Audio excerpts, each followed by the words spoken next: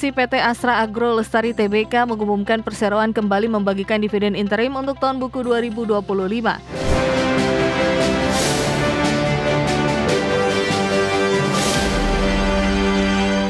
Kita beralih ke informasi emiten pemirsa, di mana PT Astra Agro Lestari Tbk atau AALI memastikan akan membagikan dividen interim untuk tahun buku 2025. Adapun dividen interim yang akan dibagikan sebesar Rp123 per sahamnya.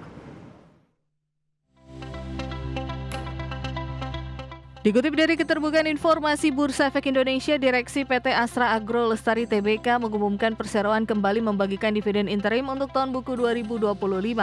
Aksi korporasi tersebut berdasarkan pada keputusan sirkular Direksi Perseroan yang telah memperoleh persetujuan Dewan Komisaris Perseroan yang berlaku efektif per tanggal 22 September 2025. Adapun nilai dividen interim tahun buku 2025 sebesar Rp123 per saham. Perseroan membagikan dividen di tengah laporan keuangan per 30 Juni 2025 dengan mencatat pendapatan bersih Rp14,44 triliun, melesat 40,07% year on year dari capaian semester 1 2024 di Rp10,31 triliun.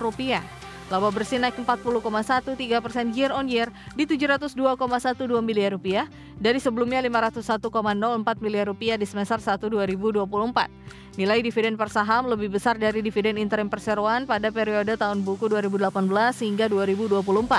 Berdasarkan data perseroan, dividen interim tahun buku 2018 di Rp112 per saham, tahun buku 2020 di Rp42 per saham, tahun buku 2022 di Rp85 per saham, tahun buku 2023 Rp82 per saham, dan tahun buku 2024 Rp84 per saham. Dan berikut jadwal pembagian dividen interim tahun buku 2025, di mana dividen interim di pasar reguler dan pasar negosiasi dilaksanakan 2 Oktober 2025, ex-dividen interim di pasar reguler dan pasar negosiasi 3 Oktober 2025, dividen interim di pasar tunai 6 Oktober 2025, ex-dividen interim di pasar tunai 7 Oktober 2025, recording date yang berhak atas dividen interim di 6 Oktober 2025 dan pembagian dividen interim dilaksanakan pada 24 Oktober 2025. Berbagai sumber IDX Channel.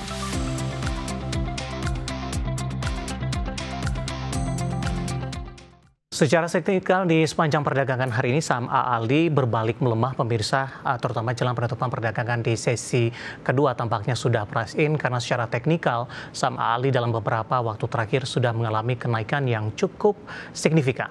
Langsung saja kita ke grafis yang pertama, kita akan coba lihat posisi pergerakan AALI di sepanjang perdagangan hari ini dan sekaligus update jelang penutupan perdagangan di sesi kedua hari ini.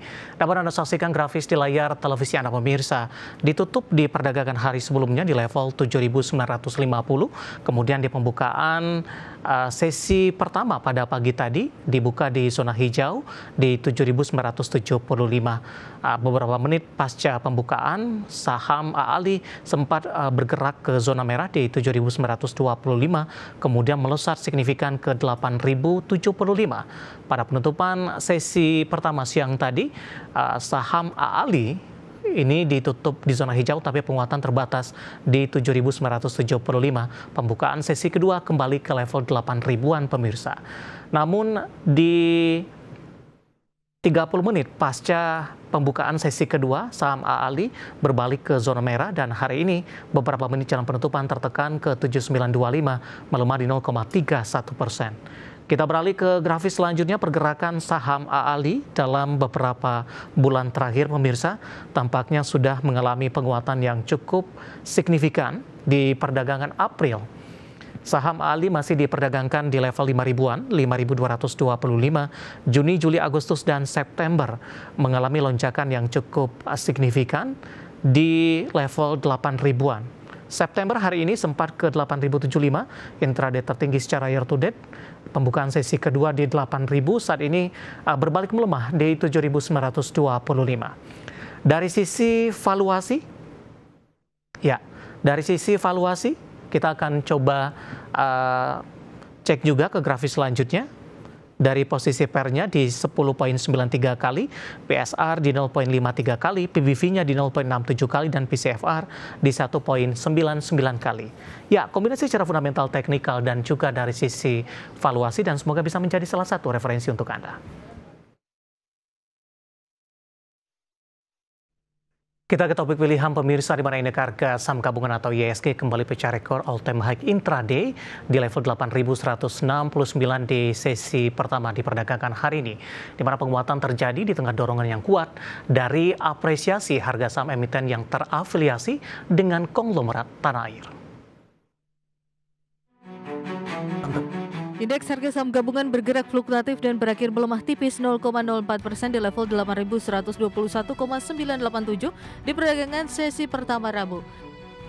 IHSG bergerak fluktuatif usai melesat di sesi 1 dengan kembali mencetak rekor intraday tertinggi di level 8.169,017.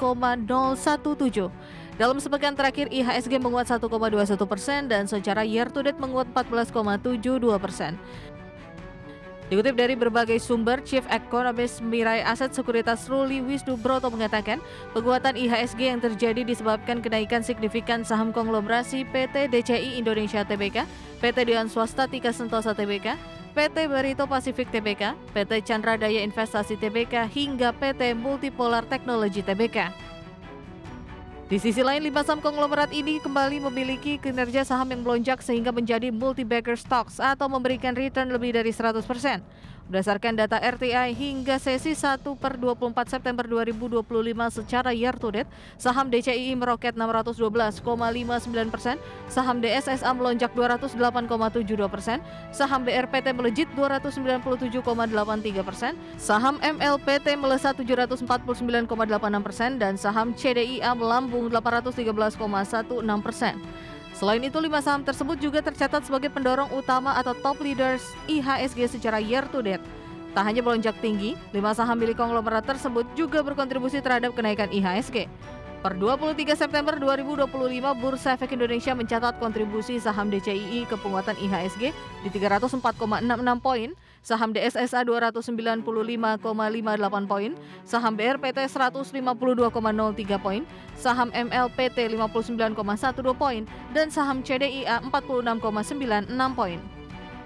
Mirai Aset Sekuritas memproyeksikan tidak menutup kemungkinan penguatan IHSG akan terus berlanjut melaju di atas 8.000 hingga akhir tahun, mengingat rally IHSG yang masih terjadi.